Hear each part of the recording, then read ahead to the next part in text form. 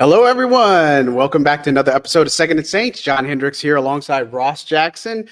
We're here to talk about Saints training camp. 4 days in. 4 days. Practices have already gone by. Like, I feel like it just got here, but as far as it goes, it's like it just goes by so quickly. And so, like, I don't know. I'm finally adjusted to Cali time, which is nice. And so I'm like hitting a groove here now, and I've had some coffee this afternoon, so I'm going to be a little bit extra, I guess, if you will. So sorry in advance, but how are you hanging out? And we're looking. We have a light day tomorrow. I'm not going to call it day off, but we have a light day tomorrow with no training camp practices tomorrow. So there's like some energy going into the day off and all that. You know what I mean? Like that all feels good too. I'm doing great, man. I'm doing great. It was a very eventful first 4 days. Very eventful first week. I don't know that it changes the way that I look at this team, but it definitely changes the way that I have looked at their presentation and their preparation before. So I'm excited about what we see. Yeah, I agree. I mean, I think that's what we've seen the product since rookie minicamp, actually. Yeah. To OTAs, to minicamp, all those things that we are seeing. I don't want to say a theme of consistency, but we're seeing the same things that we're seeing. Like it keeps evolving, I guess, if you will. And so that's exciting. I mean, there's a lot of football to go, right? Yeah. There's a lot of room to go. They haven't really taken a full snap. The pads come on, on Monday. Big day. That's a real big deal. But the reality is they wrapped up the first week. They're going to be at practice on Monday because they got the day off tomorrow, and a lot of players are going to be enjoying that. So that's going to be good. We'll make a little bit of it. But as you said, the grind don't stop. Right. We're still got stuff to talk about and all that. And obviously a ton to talk about from today. There's so many different good storylines to talk about. I think the first one to hit on, though, is no Bryan Bresee. Yeah. That's a big one, right? Yeah. Foot injury. He was there yesterday for practice. Didn't seem like much. I didn't notice him leaving the field. He was there when they were doing all the running at the end of the day. But Bryan Bresee has a foot injury that we don't know too much else about. But that's not a good way to, another injury, another star, another big one there. Yeah. This is where we're at. Yeah. 4 days, injuries every day. Yeah. You had a pair day one, a pair day two. You had Marshawn Lattimore, in the mix with all this as well. And then you have this. It's not great. And I don't know if it's a conditioning thing or whatever it is, but something's not working or something's not going the way that they're expecting, or it's just bad luck, right? Like that's the other thing that we have to acknowledge too, is that it could just be bad luck, but that is not what you want here through the first week. And hopefully this doesn't end up being a foot injury like Juwan's foot injury was a foot injury, to where it was like, oh yeah, no, his foot just started hurting, and then all of a sudden now he needs surgery. I was just like, so fingers are crossed that it's not that kind of a situation, but it's hard not to think about that, considering sort of the trend of what's been happening so far with this New Orleans Saints team. I think it's probably the biggest concern that I've had, because we don't know the offensive line, defensive line yet. We're going to really start to get a look at that on Monday. So that was my biggest position concern going in. Right now, I have to say my biggest concern at all is, can this team stay healthy on a more consistent basis? I hope so. I mean, he had the calf injury in camp last year. Right. And look, we didn't see him on the early process. Like, he wasn't a part of the team drills and stuff. So, and again, I'm not saying this is like more speculation, but was he dealing with a foot injury back in minicamp? Right. And this is just lingering over from there. And so I think we'll get more information as it obviously comes back. But, like we've said, if we don't start seeing these guys for a few practices, then we'll really worry, because like I said, Kendre Miller making an appearance, just observing practice. That's a good sign. Yep. Shane Lemieux came back today, just an observer of practice. So if Bryan Bresee doesn't come back on Monday, a little bit more worried. If he doesn't come back at all next week, then we're a lot more worried. So it's unfortunate. But like you said, you bring up the point that where's this team's conditioning at? Is it bad juju? Is it something where they're just not getting something? Is it because of football shape? Or is it just fluke, right? And so this team, really can't afford, and especially at the defensive interior. That's not a position that you can just afford. Like, I know they have Kendall Vickers, a veteran that could step in with Christian Boyd. That's possible, but you need Bryan Bresee. We expect him to have a huge breakout year. That's the question mark, is that, yes, they are deep in some areas, but defensive interior is not one of them. Yeah. And this is your first round pick from last year. Yeah. Like, this is your biggest draft investment from the previous season. And if you look at the track record of the first round picks, injuries have been too much a part of the conversation, with the exception of Chris Olave. Correct. Like that. And look, I want to be careful about that, because I'm not ready to say that injuries are too much of a part of the conversation for Bryan Bresee yet. Right. This dude is one of the most resilient players that we have seen. Totally. Right. And so I don't want to tag him with that, but you just don't want him to end up in that conversation when it comes to the way that people on the outside are looking at this team, which can be unfair, because we only have so much information. Fans only have so much information, all that. But it's something that you just don't want to see get worse than it is. And Bresee is a dude that has the ability to have a big time impact for you. He is a remarkably talented player. You want him on the football field. Yeah, and I think that the big thing is that, we're starting to see Juwan Johnson a lot more. He's catching passes before practice and after practice, as we noted yesterday. And so I think for him, Bresee, it's going to be one of those, hopefully it's like just a little flare up, and then we'll start seeing him in. But now, even if that's the case, he's still going to miss a little bit of time, some practices. He definitely should get the work and the reps and stuff, because you're going to be behind because of these injuries, right? And I know he's a smart and talented player. Let's not overlook that fact. But the reality is that when you're not available, when you're not out there, you do miss a lot. And hopefully it's nothing serious. But at the same time, it's definitely unfortunate that the Saints are having to go another day, another injury, and then they're going to have to figure things out as they go, right? And so we'll find out more Monday on that one.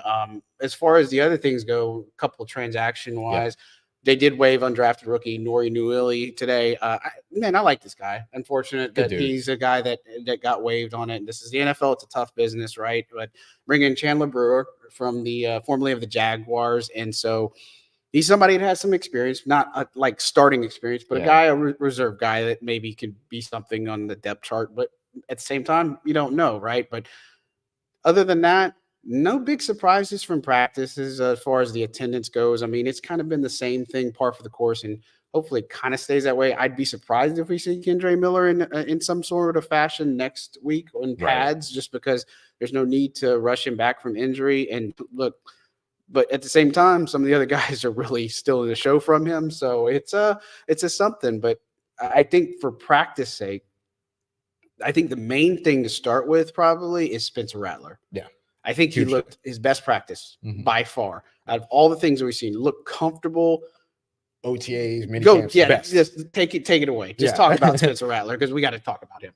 No, sorry. I was just saying, even going all the way back to like OTAs. You remember we saw him during rookie minicamps. We were like, struggle bus. Like there was something there, and then it kind of like came off. All this stuff. This was his day, right? Yeah, this was a big day. Big 40-yard completion for a touchdown to Mason Tipton. He moved into second team reps. I don't really, as you know, like they're just, or as we've talked about, like they're going to keep rotating Spencer Rattler and Jay Kaner into second team reps. I don't think that that's a status thing really to highlight, but I do think that like him just feeling so comfortable in this offense, starting to feel comfortable in this offense where he's, running the play action. And because early on during OTAs of that, we didn't see him running as much play action. We didn't see as much motion we was in. Now we're starting to see more of that. That was true during mandatory mini camps as well.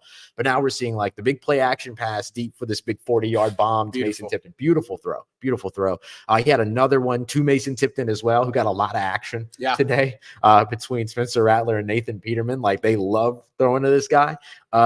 Another one that was really well placed over the outside on the left sideline with two inside leverage coverage players around the receiver. So you have to put that in the right spot. Tipton also making a great play to keep both toes in bounds on the catch and stuff like that. So it was a really, really good, strong practice for Spencer Rattler. And I think a practice that he needed. He's not going to enter the starting conversation. Let's not get ahead of ourselves when we're doing all this kind of stuff. But for a dude that, was kind of brought on, it felt like a little bit more slowly than the other quarterbacks and all this stuff, him coming out and making plays like this, that's got to be a big confidence leap for the rookie that's trying to prove what he can be, years down the road. Yeah, and I appreciated the other throws he had. Like, he had a short one to Olave, which on a slant, which is really, really nice hookup. Shahid, another one, but Dallin Holker, that was a dart. He was able to thread in there. I mean, I saw somebody on Twitter say, looked like he about put a hole in his chest. But I think that's what you get with Spencer Rattler is that, when he sees the field, when he is able to process, and if he pulls the trigger, then good things can happen from his throwing style. He's a complete opposite of what we've seen from Jake Haener. And again, go on past shows, we've talked about that difference a little bit there and just kind of the recognition and the play styles there. But again, I think with Rattler, we're not going to crown him second string because look, I think Jake Haener had some really strong throws, especially on the run, like some of the ones that he made today. And so nobody's here to crown a backup here, but at the same time, this is a very interesting competition. And I think what we talked about is it's going to come down to maybe the preseason, but at the same time, this back and forth stuff, it's fun to watch. And it's even more fun because the Saints offense kind of caught a little bit more of a groove today, especially in the running game. Like that was so much like they needed that boost today. But I think with Rattler just continuing to work through it, but Jake Haener, he leaned a lot on Bub Means today. Bub Means kind of ate a little bit, so that was good. But Mason Tipton is another guy we've talked about, for sure. He was somebody on our radar early because of him working with the first team, and his speed is a big asset for sure. But right now, the offense being able to kind of catch up just a few days into practice, this is a good sign for the team. Yeah, big time. Molly coming in with so who's this Mason Tipton guy? You said his name like 5 times. So Tipton is coming in as an undrafted free agent rookie out of Yale. So not a program that you're typically accustomed to hearing producing like these top level football players, NFL players, and things like that. But a good sign for him for sure, because he's a guy that needs this opportunity right here in order to be able to get out there and be able to make some of these plays. A big speedy guy, pretty good build in terms of body type as well. They've been utilizing him as a kick returner too because of that speed that he brings. And he is not just book smart, but football smart was a big thing that Dennis Allen wanted to make sure that he talked about with the Yale grad. Yeah, and I think for him, it's just he is a guy that got a share of targets, right? And he just didn't have. It's kind of like Bub Means. Bub Means was on a 3-8 team at Pittsburgh, right? I mean, it just wasn't that good football. And I'm not saying that Yale didn't have a good football program, but of the guys that could shine out, like you look at NFL competition, all those things. Like again, the way he's able to show up and just continue to work. And again, I think this speaks to Keith Williams too, as a wide receivers coach, just getting some of those young guys ready to go and just being able to perform on a daily basis. Now, it wasn't without blemish. He had a fumble later. Lawrence Johnson did a really nice job stripping it out, and Kool-Aid was able to recover. But again, this is what you want to see from some of these young guys. And I think with the receiving core, some concerns like, Chris Olave is getting some targets, Rashid's getting some targets, but other than that, we've talked about Cedric Wilson a little bit, and outside of that, we've seen Equinemius St. Brown here and there, or have seen A.T. Perry a little, but on this wide receiver depth battle, it begs the question, A, they're missing Juwan Johnson right now, but B, do we have enough playmakers there are we concerned that maybe a guy like Tipton is going to need to get in there to reinvigorate this offense some? Yeah, I think you're either looking at him to get in there and reinvigorate the offense, or his performance to reinvigorate the other receivers, right? Because now they see this undrafted free agent rookie come in making these big plays, and it's like, okay, I gotta show up. I gotta do something. Because now you're also, if you're a guy like A.T. Perry, for instance, like you had this fantastic wrap up to your rookie season, and I think it's fair to say you haven't been able to really see him capitalize yet on that momentum here over the course of we'll call it the offseason as a whole, right? In terms of everything that's been going on in the offseason. And so you see this undrafted free agent rookie come in and start making all these big plays. You're like, oh, okay, I gotta show up. Like I need some, and it drives the competition. We know how much this team, this coaching staff in particular, loves driving competition. Yeah. They love the competition conversation. They want competition amongst their teams, all these other things. And so maybe this is one of those pieces that not only reinvigorates the position group, but reinvigorates the competition there too. So we do see a little bit more of Equinemius St. Brown making plays, Bub Means starting to step up a little bit more, all these other pieces. Another guy that really kind of got close today was Stanley Morgan Jr. Yeah. He was in on a couple of plays. Almost made that one-hander. Oh my goodness. There was a diving one-handed catch Was that a car throw? That was a car yeah, throw. That was a car throw. Yeah. And it was just a little bit outside the frame. It had to be because of the leverage of the underneath receiver that was just kind of underneath his path. He just stacked them just a little bit too vertically. And so you had to put the ball in a certain spot. Yep. But man, when you talk about effort, Stanley Morgan Jr. Went out and like almost caught it. We actually had to go. It was close. We actually had to go. Thankfully, it's a replay. We had to go into the replay booth. Catherine Terrell had the video. ESPN reporter had the video, and so we had to go back and like watch it in slow motion and see that it actually hit the ground. Everything like that. So we had to call it, incomplete after further review. But I mean, it was just one of those things though that like, okay, like there he is showing. He was open. He sacked the receiver well, maybe could have created a little bit more of the separation with some inside leverage and then just kind of pulled a little bit that way. But look, you can't completely dictate what the defender is going to do.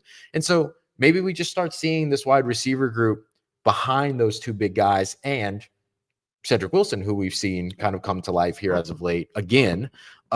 Maybe we just see more of that competition now drive them into making some more of these bigger plays. And to be fair too, 4 days of camp, but really only 2 days of a opened up passing attack. Yeah, for sure. And I think another thing for Stanley Morgan Jr., to credit him, they had a quick out to the right with Rashid Shaheed. He had an excellent block out there. So that matters as well. Mm-hmm. And so again, nothing really goes unnoticed, but this wide receiving core, I think they're going to have their opportunities. And I tell you that quarterback play is one thing, but getting the run game going was big today too, because we saw more second level runs than we've seen in 3 practices. Oh, absolutely. Probably in a long time. And again, the thing to appreciate, it wasn't just like an Alvin Kamara. It was also Jamal Williams getting to the second level. It was Jacob Kabodi. It was Jordan Mims. We've been talking about him. Everybody else now has him on the radar, but we've been talking about Jordan Mims for a long time. And so again, he's got still an uphill battle to make the roster, but with Kendre Miller out, he gets a chance and an opportunity. And so, and James Robinson even gets some looks today, some flashes. But I think what I was saying is the fact that this offense, when you're able to run the football, you can open up the passing game. And so I think not that it's directly related today, but when you establish the run, it makes it easier to pass in a lot of different situations. And I think somewhat we're seeing a little bit of semblance of that today. Yeah. Oh, big time. And I think that one of the things that Erik McCoy talked about after practice today in his excellent post-practice presser, he was awesome. Always. You're right. He's always awesome. And he was talking about how like the play action game feeds off of the run game, but it also helps to open the run game up. And so we've seen some of that, I think, to where, we were sitting there watching one of these plays. We were like, oh no, like that. There was a hole there.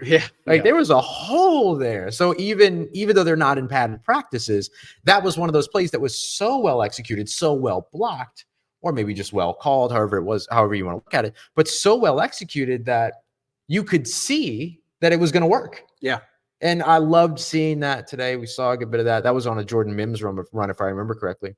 And so I think that like seeing that, having the day off, coming back from Monday when they put the pads on and that run game really gets to be physical and do what it does. I think that showed up right at the right time. And it just feels like everything's just kind of, it's not that everything is improving. It's just that the scaffolding order is making sense, right? Yeah. Let's get the run game, gonna get things in quick passing, all that kind of stuff. All right, let's go a little bit more quick pass, but focus more on the run game. Then they started to open things up a little bit more with the play actions and all that. And then now today, you really saw them go at it with the play actions. And then you saw not only the passing game benefit off of all the work that they've been doing on the run game, but vice versa. And I think that that's a big piece that we got to see today. So it doesn't mean that everything's working perfectly. There's a lot of stuff that actually hasn't gone well and everything too. But this is what you want to see at this point, I would say. And it just feels so much different than the training camps we've seen in recent years. Yeah, and you got to climb the ladder. I think DA was talking about the other day, it's just like you're climbing a mountain and stuff and you're starting at the bottom.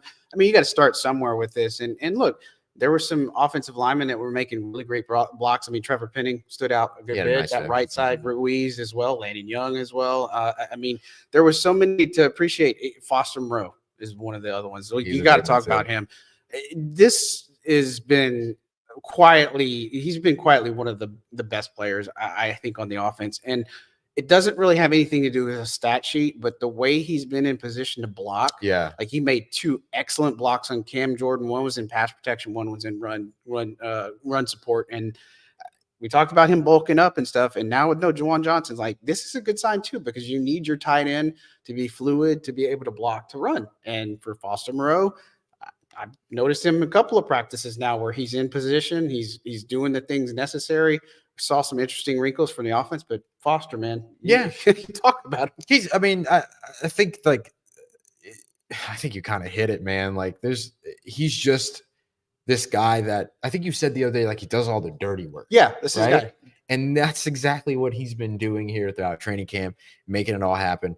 Him getting that block on Cam Jordan that you mentioned, that opened up one of the biggest plays of camp so far. That doesn't happen unless that block happens, or at least it does. But the difference is that we're writing about how it was a sack, but they played through, and you know what I mean? And so that was the difference between all that. And so I think that like just seeing Foster kind of step into that role, having bulked up this offseason, being able to go toe to toe with defensive ends all of a sudden. Like it's well, not all of a sudden. I guess he did that with the Raiders too, but it's different from what we saw from him last year.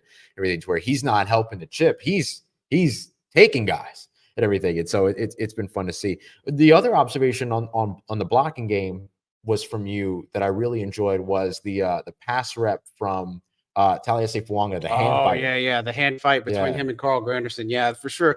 This is a pass pro rep for Taliese Fuaga. And so Carl Granderson was coming in with a move, and Fuaga had his hands up, but Carl Granderson was trying to beat him with his hands. He swatted his hands down. He was able to push him outside. Like it was a textbook rep by Taliese Fuaga. And so Carl Granderson has been all over the place in training camp. Daily occurrence. This is a guy I don't worry about. Now, if they lose him for any reason, that is something like a DeMario level impact that I am really concerned if they lose Carl Granderson for anything. But he's been brilliant.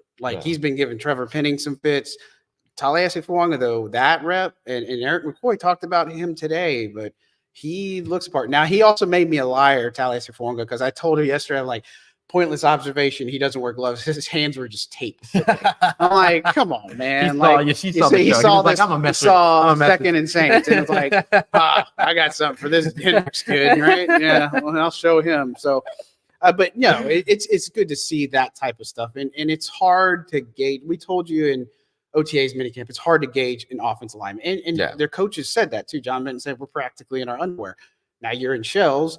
You see a little bit more because of your contact, but when the pads come on, that's what's going to tell it for us, right? That's going to be. Do you have it when the pads come on? And, it should be back and forth. But I like seeing a play like that where Fuaga has got his hands where they need to be and stopping arguably the team's best pass rusher. Yeah, it's a really great way to look at how you evaluate offensive linemen before the pads come on. That was one of those ones where, and this happens too if you're somebody that's trying to learn how to watch film or tape or something like that, just what catches your eye. And that was ones where like it was mid rep and John just goes, oh, nice hands. Like it just catches your eye. You know what I mean? And that was a big thing. John is asking too about John Trosclair, not John Hendricks, is asking about Trevor Penning progressing and stuff like that. I think we're really going to be able to give a very solid update on that after Monday's practice. But I will say Erik McCoy talking a lot about how like the transition over to right tackle seems to be working well for him. The confidence seems to be there for him and things like that. He's had some ups and downs. He was great in the one-on-ones yesterday, being able to take on Cam Jordan. I think he might have gotten called. He like in-game situation, he might have gotten called for holding on the first of those 2 reps. But then the second rep did a really good job. Cam deployed a spin move, and he did a good job staying in front of it, kind of floating with them and all these other things. And so we've seen some comfort there for sure. But, there's still going to be times where, he got beat around the edge by Carl Granderson on a different rep and things like that. And so, you're going to see the ups and downs for it for sure. But I'm definitely looking forward to Monday when these guys are in pads and then we really get to see them. But where I thought Trevor looked his most comfortable today was in the run game. He had a real nice, just bulldozer moment when he got out ahead of a run and started to make some blocks and plays in the second level, which is, I think, where he is inherently at his most comfortable from what we saw at his University of Northern Iowa days. Yeah, and I think that the move to right tackle helps reinforce his ability in the run game, because he was a strong run support guy. And then now it's like, when you talk about the pass reps, I remember we talked, I think, some of this, but last year when he's playing 3-4, Arden Key was like just eating his lunch up against Titans in the opener. And so it was just really hard for him. And I know it was just like either was a processing thing or his hands placement, his foot work. And I'm not saying playing right tackle is easier than playing left tackle, but I think the left tackle responsibility, especially protecting like Derek Carr's blind side. And I'm not saying that Fuaga's has more of a football IQ, but I think for Penning to build confidence, to put him in a position to succeed on the right side right now, that is hopefully going to translate into, into OTA or OTAs, into the preseason, into joint practices and all that. And that we start seeing more of that from Trevor Penning. But he's one of the many that, when the pads come on, this is the stuff that we're going to pay attention to. Does he look the same with the pads at full contact? And is he getting under anybody's skin too? That'd be the other thing. It's a little bit of an old school approach, right? Like the left tackle used to be that your left tackle was your best pass protector. Right. Your right tackle was your best run protector. Like that was the mold, the build, and everything like that. And there's a little bit of an old school approach that the Saints are taking right now. Like they want their run game to be the focus. They want to predicate everything off of it. And so maybe you're right. Maybe going and moving Trevor Penning over to right tackle, it doesn't solve all of his problems, but it allows him to play to his strengths a bit more. It allows the New Orleans Saints to be able to take advantage of the strengths that he has. He just has to be able to show them consistently on a down in, down out basis. It also reminds me too of what San Francisco and Miami are currently doing, which is that you got Trent Williams on the left side. One of the best, if not the best, left tackles in the league for San Francisco. And then you have a really good and strong Austin Jackson, I think it is, that's over on the right side for Miami. That's Tua's blind side. So they got the blind side protectors taken care of. And then they just kind of filled in the rest of their offensive line. Now I like John Feliciano in particular over in San Francisco. He's an interior guy. So they got a guard, they got a tackle. But, I talked to guys that are NFL scouts, and they talk about it all the time with San Francisco and with Miami, that they kind of just take care of the blind sides, and then the rest comes through the system and the scheme, and they can just put whoever they want there. And there was a little bit of a semblance of that in New Orleans when Teron Armstead was on the left side, and they were cycling through offensive linemen 2017, 2018, 2019, and it didn't matter.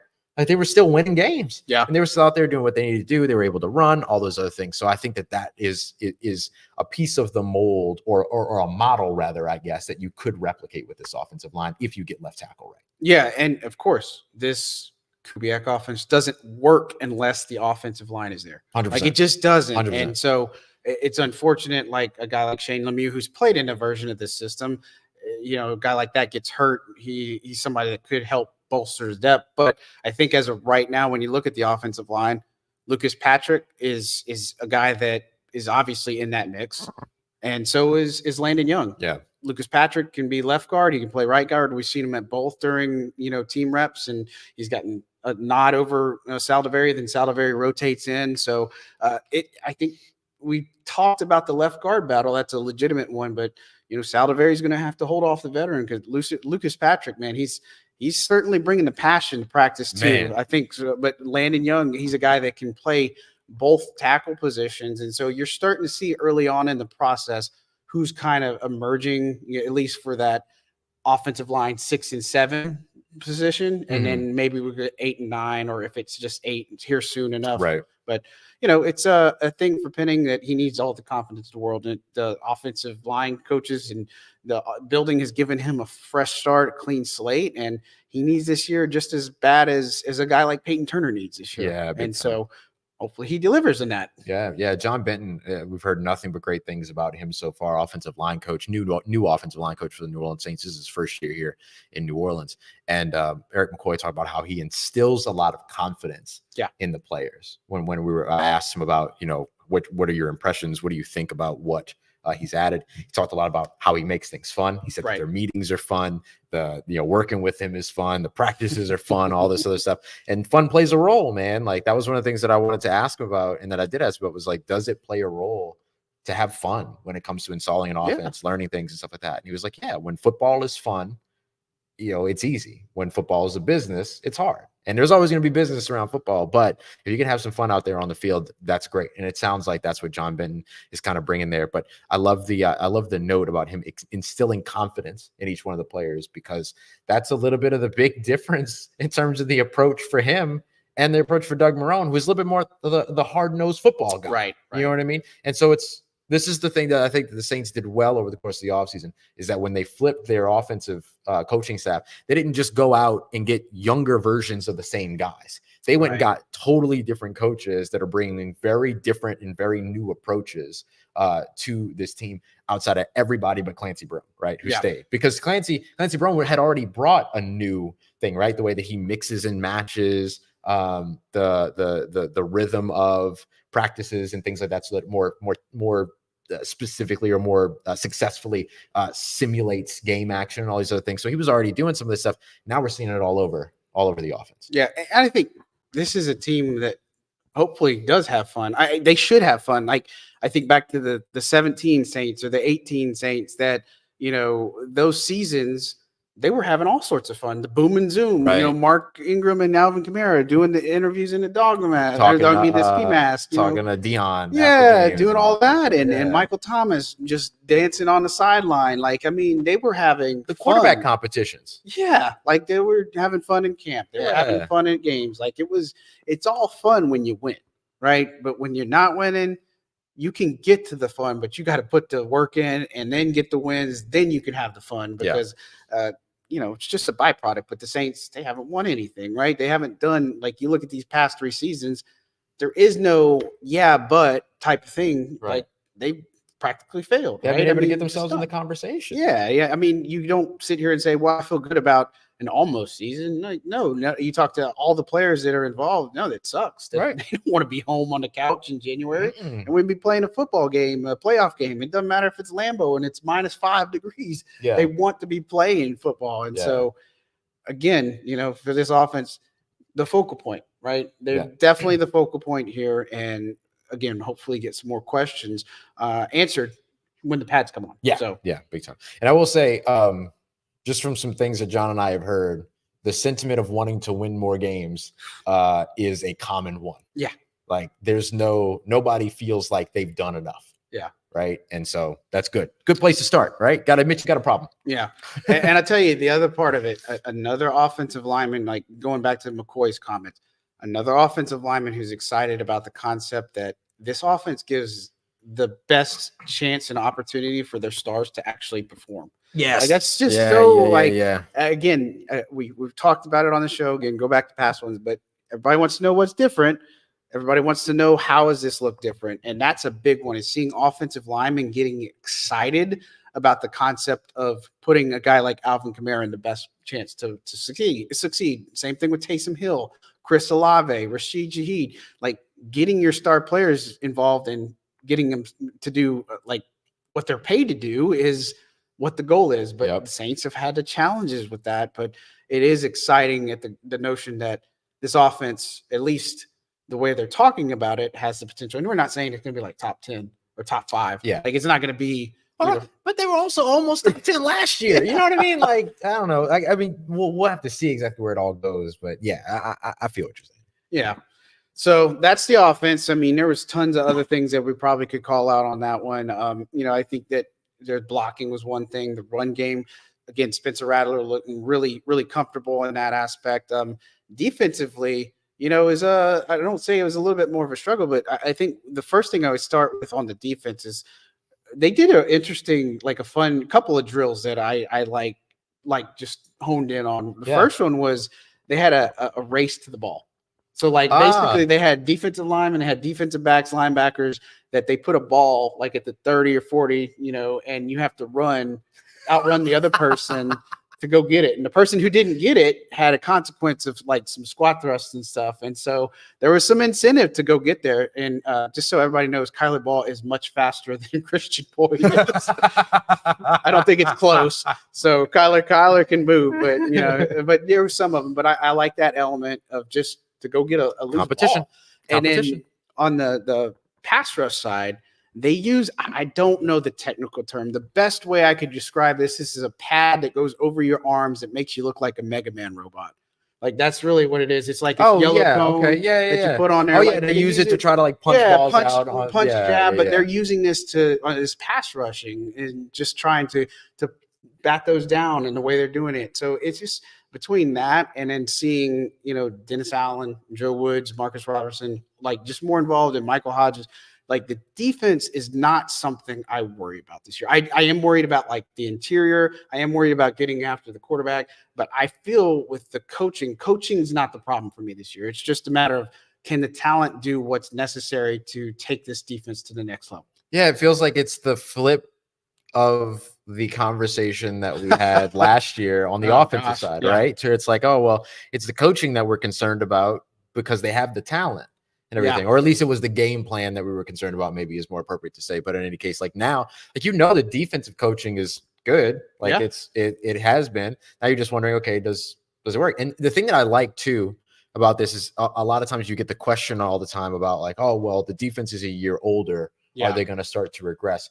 The thing that I've been watching, and we talked about Demario Davis running into the huddle when the second and third team's on and like giving notes and correcting and really like dressing some dudes down when they mess something up and everything like that, like being real upfront about it. Tyrann Mathieu doing the same thing. We've always seen stuff like that from Cam. And those are the three guys that, for me, when people ask me like, oh, well, Ross, are you worried about the defense because the defense is a year older? I interpret that question as, are you worried about Cam Jordan, Demario Davis, and Tyrann Mathieu? Like that's typically what people are actually asking. Because otherwise, pretty young all across the defense. Yeah, I would say so. And so I think that the thing that I really actually have seen from those aging players is that there's a sense of urgency for them. Yeah. It's not that, oh, I'm a year older, and so the game is harder. It's, oh, I'm a year older, which means I only have so much time left to win. So I want to win right now. Yeah. And then so like there's a sense of ownership that's behind all that, that I think is really interesting. Today, we didn't see any interceptions for the first time. Good for the offense, not as great for the defense because the defense has kind of been all over that. But I think that it goes to what you mentioned earlier in terms of the testament of going back and forth between these two units. And so are you concerned that we didn't see an interception for the first time? Or are you okay with the fact that we saw 5 of them over the course of the first 3 days? I'm fine with just the turnovers. And before I answer, one thing I did want to say on Cam is I know everybody wants to win a Super Bowl, but he said that's kind of like the missing piece. He says it's between him and his dad, Steve. They got 14 Pro Bowls together, and he knows his window is running out. Like he's just only going to have this year and presumably next year to be able to make a run at it. And so I know that matters to guys like him and Demario. But to answer your question about the offense, like, are the defense not getting, like, they got the fumble, which was good to see. Yeah. But I wasn't, because again, some of the plays that we still saw Pete Werner doing stuff blowing up. Nathan Shepard, I'm telling you guys, like the way he's been able to do and run support. He had a sack on Carr too. Like he's been quietly one of the best interior linemen or one of the best defensive players on the field, in my opinion. So Nathan Shepard. Yeah, Nathan Shepard. Yeah. I was talking over you, so I just wanted to say it. It's okay. No water in the bed. Like, you know what you get with this show, guys. Like, it's like you're hanging with your friends. It's like, oh my God, they moved Pete Werner. No. Slow down. That's why I was like, oh, I talked over him. I should have done that. But Werner you still had players that flashed up. Like you still had the Peyton Turners flash up. You still had Shepard doing plays. You had Granderson doing something. For Georgie again, it makes something happen every day. And so, again, I think there was also another one, Willie Gay Jr. having a really nice pass breakup on a Taysom pass to the outside, or Johnathan Abram getting a pass breakup. I'll take the turnovers every single day, but them making plays like the pass breakups, the sacks, the blowing up run plays and other things, as long as I see those, I'm okay with no turnovers, because you're not realistically going to get a turnover every single game that you play, unless maybe your 2000 Ravens, which I don't think we'll ever see a defense like that ever again. But, at the same time, it doesn't concern me because I keep seeing it now.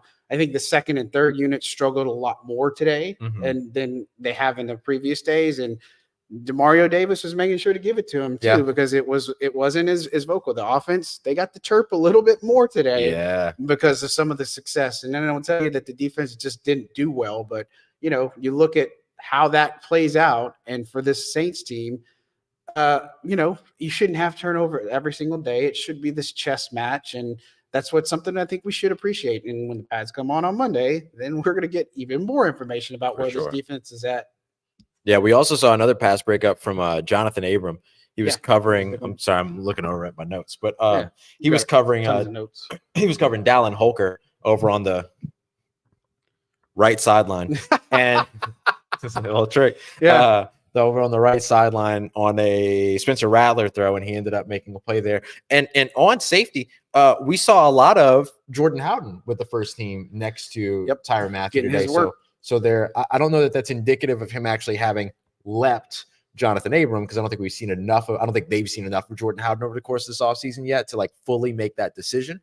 But this is a part of what we expected to see. Then continue to rotate at safety, let these guys. Probably, I wouldn't be surprised if we start seeing them have different responsibilities. We've seen a little bit of Mathieu come down in the box while Howden was covering deep and all these other things. So we've seen a lot of kind of mix and match in terms of what the way that the safety position has been working out. But it was interesting to see Jordan Howden jump again into some of those first team reps and get those opportunities. He did have the interception yesterday, so maybe that was a little bit of a all right. Now go up there and play with that first team and let us see what you do. Yeah, I'm fascinated to see when this all plays out. Is Howden more the passing guy, or is that Abram the passing guy? How are they going to split up these rotations, and how's that going to look? I know that they had a vision for Howden. They rant and rave about him, but obviously he's just not going to be. You're not going to be like, hey, we know there's a spot open at safety. You're just going to get that role. You know what I mean? Abram's going to fight him for it, and of course. We know there's still the possibility of them adding to it. But I tell you, we've been talking about guys like Will Harris. I think he's been emerging himself as a guy that's looked really good. And I think the safety group as a whole, beyond that, it's kind of, I think Roger Teemer's made some plays. You know what I mean? What you get with JT Gray and such. But, this safety group definitely needs to, I said this too, the secondary, this is a unit they cannot have. They cannot afford to have regress. They've been a strong suit. I dare say that they're one of the top secondaries in the NFL now. It's when you get a healthy Marshawn Lattimore, but even last year they showed that they were a top unit without Lattimore in the mix. True. And Marcus May was in and out of the lineup, and they put Jordan Howden, they put Johnathan Abram out there, so they have that potential for sure. Yeah. We were going through the safety position, and one name that we haven't really talked about much over the course of training camp is Miller Bradford, the undrafted free agent safety out of TCU. Haven't seen him have the big plays, the splash plays like he had back during OTAs and mini camps and stuff like that. So still waiting to see a little bit more from him. But I think you're right. This Saints secondary is the strongest unit on its team, I think is fair to say, particularly at corner. They're very strong especially when Marshawn Lattimore's there. And as you mentioned, they've kind of proven that they can still ball out either way. But I think that's kind of the identity there. The position group on the defensive side that feels like it's taken the biggest step forward, to go back to your Pete Werner, Willie Gay stuff from earlier, is the linebacker. Oh, easily. Yeah. DeMario is always going to be DeMario. Don't get me wrong. And that kind of is what it is. But you even still see him out there making plays, having these moments, everything like that, leading. And even when he's not taking a bunch of reps and he's standing back and watching, he's coming back in, he's talking to people, he's kind of helping with everything. And then we see P. Werner, we see Willie Gay, but then we've seen good moments from Jalen Ford, rookie in the run game. Anthony Orji continues to make these plays, like you mentioned. We've seen we haven't seen as much from guys like Khaleke Hudson yet, but Khaleke Hudson over on special teams has had some nice moments and things like that. So just this linebacker room has continued to have these guys come in and maybe stand out a little bit more day after day after day after day. It feels like that's the unit so far that's taken the biggest step for me over on the defensive side. And that's with the caveat of we're still waiting to see what happens over on the defensive line. Yeah, and I mean, I've been talking to some people, and the buzz around Willie Gay Jr. is just through the roof. Yes. Just the fact of they know what this guy is capable of, and the fact that he's going to come in here and be able to play. I mean, this guy's got some major energy. He was dancing out there earlier, like in before they hit the field. He's like basically dancing from one side of the field all the way to the other side. I heard somebody say they had 20 minutes of footage of Willie Gay and Jamal Williams dancing. Yeah, like 20 solid minutes of just those two. I believe it. I believe it. I've seen it with my own two eyes. Right. So. And that's it, right? That's the fun. That's the energy and everything like that. We should probably talk about that too. The energy of today's practice, because it felt very different. It felt very different today. Definitely. I think it got us a little bit spirited moments, I guess. And we talked about Chris Olave yesterday. He had another one today. And, he's look, he's letting him know that the fact is, like, you don't play with me. You know what I mean? Like, I'm not saying that this is like Mike Thomas level stuff, but the fact is Chris Olave building on his confidence. Yeah. John a little bit more. The offense, he's giving it more to the defense a little bit today. And defense doesn't get as much, but, this has been an ongoing thing. But the energy out there is, you hear it from the coaches. Like, the coaches have the energy, the players feed off the energy. I mean, it just is another level. And there was a little bit more friends and family in attendance. You had NFL Network, Rap Sheet was here, Albert Breer was here, you had Sirius XM that was here today. So a little bit more eyeballs on you today for sure. But it was something to seeing how spirited it gets, and guys like Lucas Patrick that just come up out of nowhere, and it's like, I like him. Like, I low-key think the way he has come in here and just has been like, if I'm going to fight somebody on the offense, you got to get through him. You know what I mean? Like, that's really when Chris Olave and I can't remember which corner it was, but they kind of had like their little back and forth spat and stuff like that.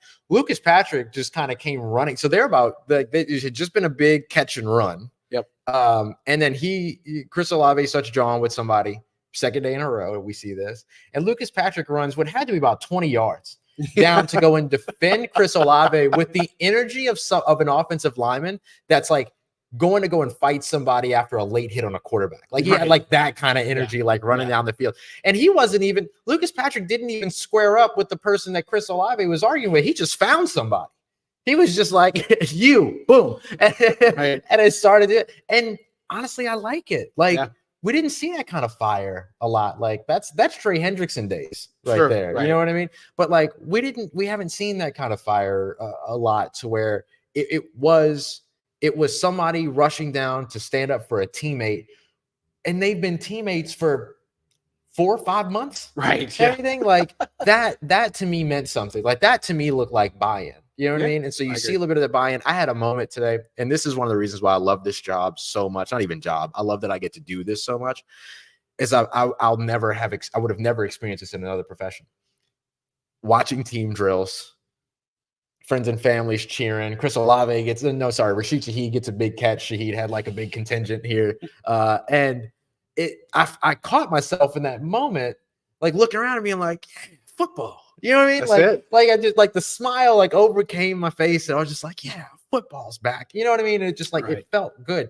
And so like that kind of feeling, like if I'm feeling that just standing over in the sideline, everything, I'm a very empathic person. I feel when people are excited and everything like that. I can only imagine what they're feeling out on the field. And so when you see that buy-in to where you got players out there working for an hour and a half after practice is done. Yeah. You've got players out there, offensive linemen running down 20 yards to defend a wide receiver. They don't even know who they're scrapping with, but yet they're still ready to square up and everything like that. Like, to me, like that's something that like I've always been a big fan of that kind of stuff. I don't mind tussle. I don't mind being a little physical. When it gets over the top, it gets over the top. Right. Everybody knows the limit of where it has to stop, right? Everybody gets that. But I like watching and seeing that here in these practices, because this is what I think Dennis Allen has always tried to talk about when he talked about competition.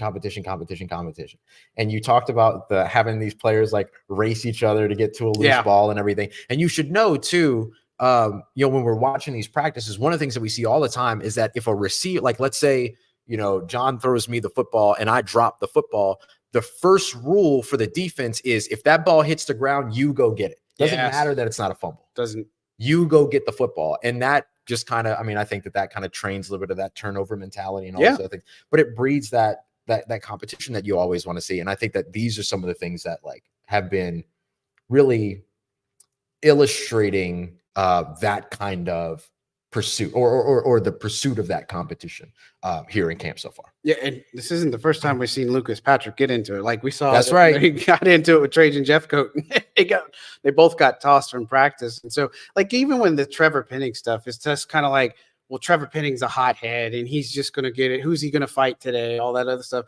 It's a different dynamic because it's like you said, a guy coming up and sticking up for his teammate, and again, it doesn't matter. Like seeing that type of energy and just camaraderie, I would say. And again, 4 days into camp, but they've also been together for several months now, right? Because of free agency and learning this system and all this other stuff. And so I like seeing it. I like the fact that we're seeing more of it, and hopefully this is the type of stuff that leads them from being a 9-win team that's on the cusp to being like a 10-11 win team that's definitely in the playoffs, and right. I think that's the big thing for me. So, and hopefully it continues. I think from this point, let's mention special teams. Let's talk about special teams, because I Charlie Smyth, money today.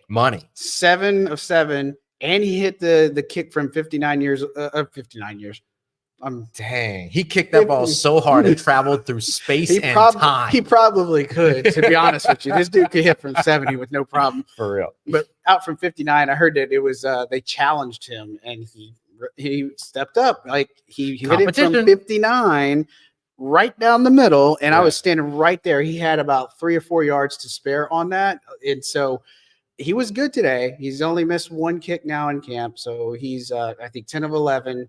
And then Blake Grupe's 15 of 15, but a really solid day from him in the field goal department. Now, when it came to the kickoffs, he did have a couple that went out of bounds. And now I think that's more from trying to work on getting the angles right. You know what I'm saying? But still, that's a penalty. You go to the 40-yard line. That's not an ideal situation, but good to see that. And I'm telling you, Matt Hayball, his leg, like we charted – I don't know. I think it was 2 or 3 that had over a 5-second hang time. And the majority of them, like I put in my notes are like, whew, just whew. 2 of them were whew. And then I got some asterisks next to, I'm not lying, like 5-6 punts. You know what I'm saying? Like he had it wasn't totally like perfect. Like he had a couple that were just not as good, but those 2 are putting on a show. And again, we said we're not totally in the race for a kicker competition. I think we are more of a punter battle, but good showings from both of those undrafted rookies today. Yeah, big time. Just for a little context too, Groupie set his long so far in training camp yesterday with a 52-yarder. Right. So 52 for him, 59 for Charlie Smyth, whose brand is the big leg. You know what I mean? Like that's what it is that he brings. I think the other special teams thing that stood out to me was watching the return drills. Yeah, that's worth talking about. Bear with me for a second, because I love me some kick return rules, and I know John and I have been all over this for a while. We're nerds and we pay attention to everything. Yeah, sorry. Man. I'll highlight one in particular. It was a rep that went to Jordan Mims, who again is now not only moved up in terms of the running back rotation, but has also moved up in the return rotation with Kendre Miller out, because one of the pairings is typically includes Kendre Miller. But we've now seen Jordan Mims and Taysom Hill kind of line up next to one another for some of these returns. And in the process of doing this, there was one to where he gets the return, pushes upfield. Now they're only working with 1/2 of the return and blocking unit at the moment. So they kind of work 1/2 the field, then move over and they work the other half the field as opposed to the full field, which I assume probably padded practices might be a good time to that we might start to see some of that. But Mims, who we've always talked about good footwork, good vision, like those are things that you don't really have to question when it comes to Mims. And he ends up pushing up and then angling towards the inside and cuts inside. Beautiful cut. Really, really good, just subtle, quick cut. And as he hits that cut, another running back, undrafted free agent rookie running back, Jacob Caboti, makes a big-time block. Perfectly set up. Those two things happening at the same time broke what looked like it would have been at the very least a big time kick return, if not a touchdown. Hard to know based upon what would have happened with maybe some additional contain on the backside of the return and everything like that. But we're starting to see now what it takes to create the big return. And we saw Alontae Taylor weave his way through blockers for what would have been a big return there too. So two different styles now that we've seen that have kind of led to what would be what we imagine bigger returns or at least some explosive opportunities for the special teams. Yeah, and if you hear Phil Galliano and Darren Rizzi, I think it was a touchdown. So yeah, they were real happy about it. And let's not forget this too, but Jordan Mims was also playing some personal protector on the punt team too. So more usage on him, and so they're trying to find more ways to get him involved. And again, the special teams, the kick returns, again, right returner has the call. In case you guys want to know that, but just seeing those types of things, because they were working on like the left side of the formation, then they move it to the right side of the formation. So it's not a full kick team. Right. Like they are stripping it down. Like the way they are trying to attack this kickoff, this new kickoff rule is they're working like yesterday was the middle lane with just two defenders. Then they worked on the right side. Then they worked on the left side with just a handful of defenders. So they're really stripping this down. And I think when you look at the minutia, big word here today. Hey, let's go. Yeah, so I had to up my verbiage because of Ross's big words. But you Your look at all that. lexicon is expanding. Yeah, let's play Scrabble. But just seeing that type of detail is where we're seeing consistency from this coaching staff. Is detail in. Or Mark Ingram, look at the details. Lord, you know what I mean? But that's what I think I appreciate is the fact that they're stripping this down on the new kickoff rule. That's allowing them to see different things, to be able to, find the lanes, see the vision. And again, this is supposed to lead to bigger plays. And so hopefully the Saints are on the side of making the big plays and not getting the big plays against them. Yeah. And I think like the place that you really want to see that, not to bring us all the way back to the beginning, but kind of to bring us all the way back to the beginning, the place you really want to see that is the run game.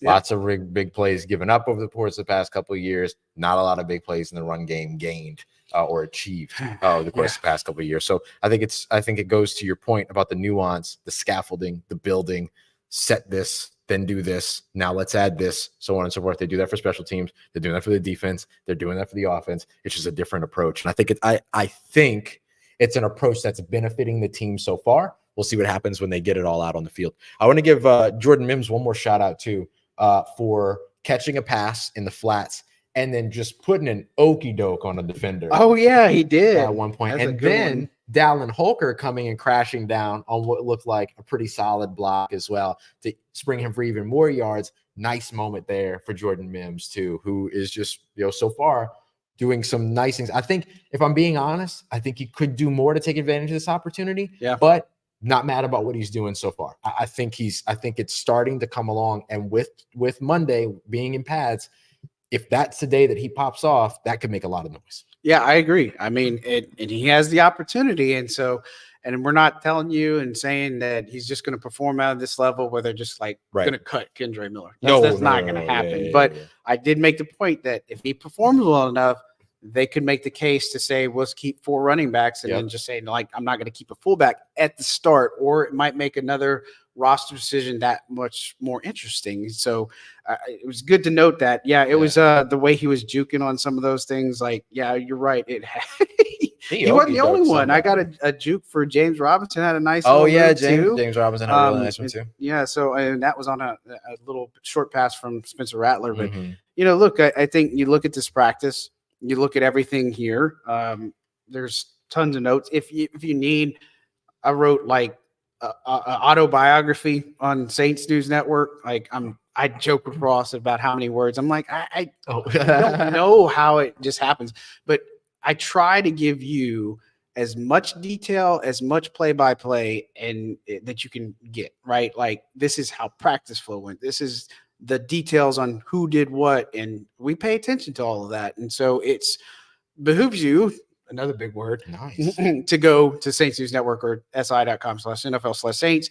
Go check out all my recaps and stuff. And of course, we're always going to be here for the pod, and Ross is going to have Locked On. But those are all out there. If you want to know who did what and is this person doing this or whatever, we pay attention to all of them. Yeah, big time. We try to be very detail oriented. Yeah, look at the details. we had a good question here from Sean who wants to know about a UDFA that's impressed so far. I think the guy today was Mason Tipton. Fresh off. It's got to be Mason Tipton, right? I don't think there's anybody else that you look at. I tell you, the other one that I think is slowly caught my eye a couple times is Kyle Hergel. He's made a couple of good blocks in run support. And so again, another guy that, faces a little bit of an uphill battle, but you got to shape out your practice squad too. But I have liked a little bit what I've seen from him. Defensively, it's Rico Payton almost had a pick today. Yeah. He's so close, right there. Just so close from making that. But other ones, it's hard. I think the special teams are the ones that stand out too. Yeah. Like Matt Hayball and Charlie Smyth. They're more, and Jacob Caboti. Yeah. Shout out UL Lafayette. Raging Cajuns. I was telling somebody a story about that. That was one of my fondest memories, just going back in a time capsule, 1996. They host Texas A&M. Jake Delhomme's the quarterback. They're not supposed to win that game. It's Texas A&M against then USL, and they ended up upsetting them. So all right. It was a pretty crazy moment over at Cajun Field that day. But anyways, I digress. Shout out UL Lafayette. But you look at how things have transpired 4 days in to training camp.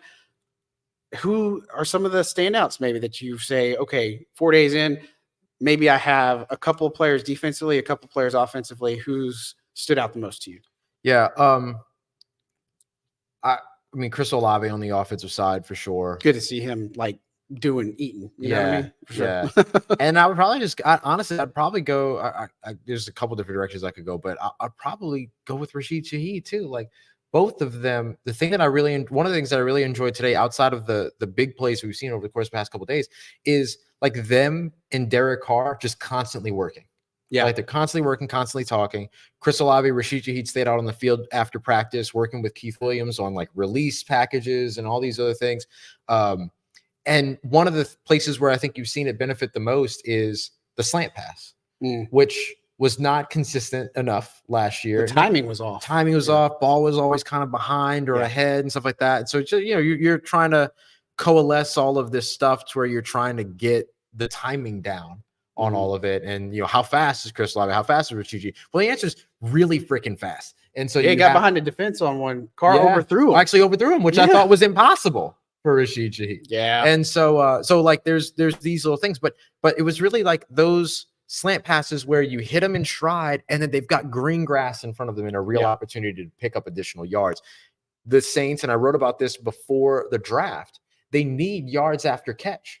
They need that in their offense. In fact, what we've seen for Derek Carr over the course of the past 5 years, thanks to Aaron Schatz over at FTN Fantasy, is that yards after catches have dropped for Derek Carr on a per play basis over a yard from 5 years ago to this year. If you add 1 yard, of yards after catch per reception last year, he's a 4,000 yard passer. Yeah. Like that's such a big deal. Trying to do the math and carry the one, but right. Yeah. But like he's in another stratosphere as a passer. And so it makes a big difference. And so when you're able to create those opportunities, because you can get yards after catch two ways.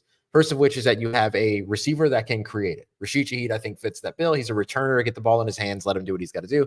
But then you can also manufacture it. And that's what we saw the New Orleans Saints offense do so many times with Sean Payton, with Drew Brees, when they used to be at the top of the league in yards after catch or near, like in that conversation. Big time. And a lot of it was scheming up plays that created a conflict defender to where you isolated one defender who had to make a decision to either climb down to defend a route or climb up to defend a route. Whichever one he chose, you went to the other option, catch, run, or inside out conflict where I got to either go outside to stop this potential pass or I got to go inside to stop this potential pass. Whichever one he takes, quarterback goes to the opposite, boom, catch, run. That was such a big part of what they did. And there's been so much of a perimeter attack over the course of the past few years and the focus on yards before catch, trying to take the big shot and everything, that bringing everything back down, being able to work low to high, being able to attack the middle of the field again, which is big. It's going to open up those opportunities for the yards after catch. So Chris and Rashid definitely stand out for me in that area as well as the big play over on the offensive side. On the defensive side, I'll go a little bit more kind of subdued. I'll go away from some of the bigger names. Christian Boyd has just been awesome. He's just been awesome to watch. I'm not going to say that he's going to, it's interesting. Like when it comes to the defensive line, particularly the defensive interior, I don't really talk about starter or not starter because they rotation. It's such a heavy rotation, right? Like everybody on the defensive line starts at some point or another, because who's out there on 1st and 10 might not be out there on 2nd and 10 the next play. And that's all that delineates starter from not starter. And so you hear that, people? Get it right when you cover this team. Right. And so like, that's the big thing for me when it comes to that. But Christian Boyd has had a constant presence when it comes to him getting into the backfield, mucking up some of the some of the run plays and stuff like that. So that's been a big one for me. And then I guess on the defensive side, if I had to pick one other person, I have enjoyed what we've seen from Kool-Aid before. Kool-Aid got more work on the outside again today with Marshall Lattimore out in the first team when they were in base. He was on the outside and Alontae Taylor was on the inside. And then today, when they went to nickel, Alontae Taylor was in the slot. My apologies. And then when they went to base, they kept Kool-Aid on the outside opposite Paulson Adebo. And that's a little bit of a shift at this point. And so seeing him continuously find ways to make plays, him being around the ball to get that fumble recovery, even though Cedric Wilson made the catch yesterday, him in coverage on Cedric Wilson was big, and being in the right position and everything like that. So I like what we've seen from Kool-Aid McKinstry so far. Yeah. I mean, there's plenty of things to appreciate, I think, from all of them. I think for the offensive side, for me, one thing I would say that I was thinking about when you were talking about Yak, we saw a lot of those today, like a short little thing to Dallin Holker, turn upfield and get Yak, or Mason Tipton, again, turn upfield and get, just something, Shaheed, and get in the block and perimeter. So I think you are seeing some of that stuff being installed a lot more and it being more of a focus. And again, we saw that attacking the middle of the field was something, an early staple early on, that we had caught up on and such. For me, offensively, look, I've been impressed. Aside today, like in that last team period, I think Derek Carr's looked comfortable. Yeah, I would agree. I think for sure him, Foster Moreau, we've talked about, not necessarily in the stat sheet, but just looking at how he's been able to block and how he's been able to be used a little bit more. I've really liked Olave. I mean, that's probably the big takeaway there. Taysom Hill. Taysom Hill has got to be another one, just because you don't know where he's going to line up. I mean, we've seen him be a tailback today, or lead fullback, or he's going to be a tight end catching passes. I just think the element that he brings to the table, and they joke today saying, players come up and say, what position you playing today? You know what I mean? Just that he has a real opportunity here to distance himself. And again, offensive line, guys that have stuck out. Fuaga is another one that obviously I keep tabs on. We don't talk a lot about Erik McCoy, Cesar Ruiz, but I think they've been just fine.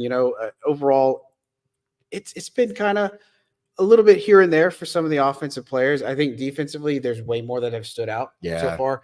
Again, you said big names. I guess I couldn't use Willie Gay Jr., although I didn't take the big name, but you could take the big name. Well, the big name, Willie Gay Jr. Yeah, for sure. Is definitely up there. Him, Nathan Shepard, Pete Warner, those are probably the top three that come to mind, and Carl Granderson. Like Carl Granderson is like a given, right? But I think some of those guys, just what I've seen from Nathan Shepard, and again, I might be the only one, me and you might be the only one that actually notices and paying attention to the interior. But again, we talked about even, guys like Derek Carr or Foster Moreau, guys that are entering their second year with a team now, more of a comfort level. I don't think it's by chance. So it is good to see more of that actually happening. And only time will tell. I like what I've seen from Will Harris. Somebody we're not really talking about that I think has had a good start is Paulson Adebo too. Oh yeah. And, sure. And I throw even Alontae in there that I put this out in my observation and notes. And again, I could be wrong, but I don't know that I'm saying that Alontae is taking more of a leadership role. I think he's taking more of a responsibility dialed in mode, because when they're doing drills with the secondary or the cornerback room, he's usually the first one to try to go in there and line up. Yep.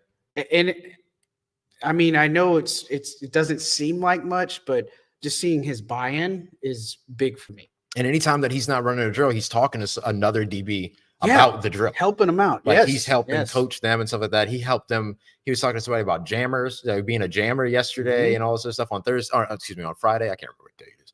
On Friday and all that. Like he has just been, just completely bought in, like completely locked in terms of like making sure that it's looking for work. Yeah. He's always looking for work. And I think that's admirable for sure. Yeah, definitely. So that's in a nutshell. Anything else on your notes that stood out? I mean, there's probably tons, right? I mean, if we had all the time in the world, we could do it, but right. We also don't have all the time in the world. Was it our first false start today? Yeah, we did see a false start. Yeah. That's another thing. Derek Carr had a couple of rehuddles today. Yeah. We hadn't seen that yet. We did see a false start. That was when Peterman was in, I think, right? And so a couple of things here and there. Just going back through some of mine. Again, Dallin Holker, we don't really talk about him much, but he's also making plays. Yeah, and keeps getting those first team reps as well. Yeah, I don't think at this point that we say – that's why I was curious about him being taken in that draft and stuff. Oh yeah, the UFL draft. Like this dude's not going to see like anything less than a practice squad. Wishful thinking, man. Like way to burn involved. a fifth. He's involved and he's ready. So I've been excited to see him. Again, we talked about Jordan Mims a good bit. Foskey and Turner. I like updating on these guys. That was some other people that I'd say, if you're looking at 4 days in, and shame on us for not saying it, but Foskey and Turner, we've been talking about them.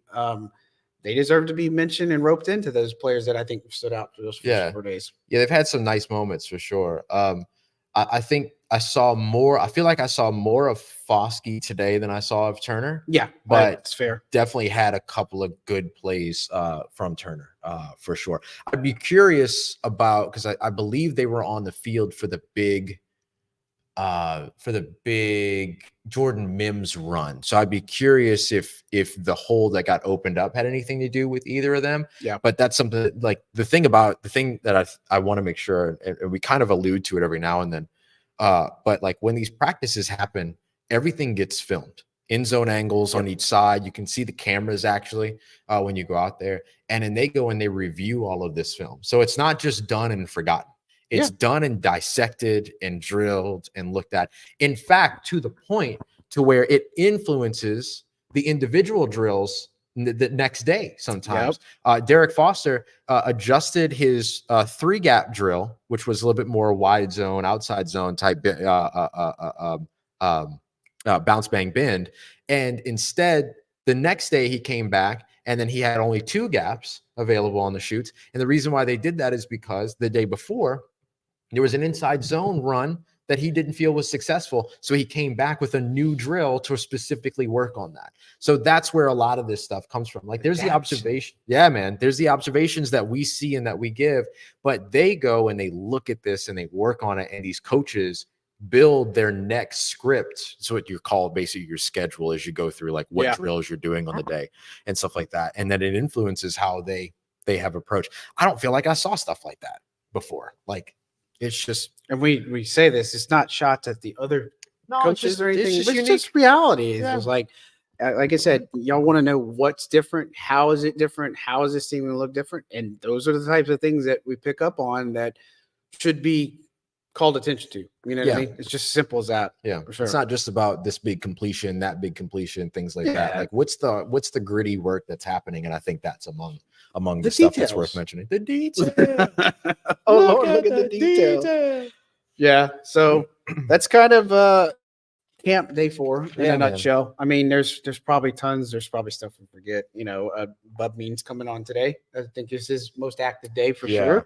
Yeah. And other things on offense, like I think Jake Hainer deserves a little bit of praise from the way he's been playing the first couple of days too. Yeah, for sure. Same thing with Spencer Rattler. Especially the mental side of him right now with everything he's dealing with the diagnosis of the rare form of skin cancer and stuff like that. And he's still going out there and having good practices and everything like that. Like credit to him for making the plays, but credit to him for the mental side, managing the mental side of it as well. Yeah, absolutely. As we wind down here, if you guys have any questions that do pop up in the chat, we'll try to get to them. But we also want to let you guys know and remind everybody, we're going to keep saying this, but August 8th, for anybody that's in the SoCal area, we are going to have a live Second and Saint show in Fullerton at Bourbon Street Bar and Grill. I think it's going to be probably happy hour, 4 to 7, or it's going to be like a 5 to 8 time frame. But I'd encourage everybody, spread the word, come out. We're going to have some giveaways from FOCO, some Saints merch. And so, like I said, I know it's disappointing. Fans aren't here for practices, but a good way, not that might matter, but show up at our event and show them that Saints fans in SoCal, like y'all got a strong following. So flyer to come on that one, and more to come. But, you know, you look at how things are going to go. We got day off tomorrow. Are you going to do anything fun? I think we taled about some stuff. Yeah, we might go see an Angels game. Go see an Angels game. Yeah, that could be a lot of fun. Yeah, they just put that on Disney Plus. I couldn't believe it. Am I allowed to say Disney Plus? Nah. Yeah, well, you know, who cares? Yeah, right. Yeah, of course I'm allowed. This is our show. Who cares? We do what we want. Take my show back. Take my show. Take your show. Oh, man. So anything specific that you got coming up on Locked On, or anything that you're working on in the lab? Yeah, tomorrow morning I'll have another show up that's taking a look at I did think of something for you. Perfect. I'm coming up on a show to where I just want to look back at, like, okay, 1 week down, how has that changed the perception? What are the concerns that are still happening? Where things still need to go, and all that. And then Monday, looking at like what we're going to learn, what we hope to learn when it comes to these padded practices. Yeah, I'm sorry to do this towards the end, but you had made an observation because you talked to Derek Foster. The weighted footballs. Yeah, man. I think talk about that maybe in 30, 60 seconds or however long it takes. Not on a real time frame, but kind of what you discovered from that. Yeah, it was interesting. I was watching the offensive drills. So next week, John and I will flip. But I was watching the offensive drills again. And one of the things that I've been paying attention to particularly is the running back position. I'm not going to do this in 30, 60 seconds. No, it's cool. Yeah, y'all are here. I'm already like 23 seconds in. No, you're good. So they ain't going nowhere. But I've been watching kind of the new drills that the offense has been doing with the running backs in particular. And this time all the running backs had balls, but there was like this black like sleeve over each one of the footballs. And it's kind of like one of those slip covers, like you would put on like a book or something like that. Like you know, you'd have like color coded ones, like for your social studies book. Yeah, it was like the silky ones. And so they put these like slip covers on there, which are really meant to simulate like a wet ball, basically. Okay. Yep. And then but then they're also like 8 pounds, like mad heavy and stuff. And so you really have to like grip these in order to be able to hold on to them. Plus you have the slipperiness of it because you've taken away the traction of the leather football, or whatever. And as they're running and kind of doing like these strafe drills over bags, Derek Foster's got boxing gloves on. And it's just wailing at the football the whole time. And so it was funny because I was watching it and I was just thinking to myself back with Alvin Kamara when he spoke with us, and he was talking about like fumbles and lack of accountability and like things getting away in practice that shouldn't have gotten away with, and how they ended up finding its way onto the field in games and stuff like that. And he's talking about the fumbles. He's always talked about the fumbles. And here was specifically a drill that was like, don't you dare fumble it. And also, I'm going to stack the cards against you. I'm going to put this silk slip cover over the top. I'm going to make the ball weigh 8 freaking pounds, and I'm going to punch at it with boxing gloves, everything, while you're trying to strafe side to side. And so it was a cool, like another new drill that is being brought in for these running backs. And there were some other like new drills and stuff like that we saw too. But that one in particular was one that's. The other thing that was really cool is that they have this graph over on the sideline that has like all these lines. I'll post a picture of it on Twitter. But it has all of these lines on it that are like the trajectories for a trap run, an outside zone run, all this other stuff. So you can see like a visual representation of what your path should be based on the play call and stuff like that. So it's like a place for them to like learn and visualize this stuff. And he is a big time. He focuses so much on the visual. Right. I'm going to have you run through these literal gates when it comes to like hitting a gap and all this other stuff. We're going to hand you the football so you're working on the mesh. So you're working on the mesh point because it's the layup line. It's the free throw, round of practice and stuff like that, like hitting all these fundamentals and stuff. And so I thought that was really, really interesting to just kind of see this like 8-pound weighted ball. I posted some pictures of it on social, so you can find it there at Ross Jackson NOLA. But like, it was just another one of those cool wrinkles that or not even a wrinkle. It's a cool innovation let me give it the credit it deserves. A cool innovation that we've seen him bring. New things brought to the table. I mean, the way you describe that drill, it sounds like an Indiana Jones trap. Right. Yeah.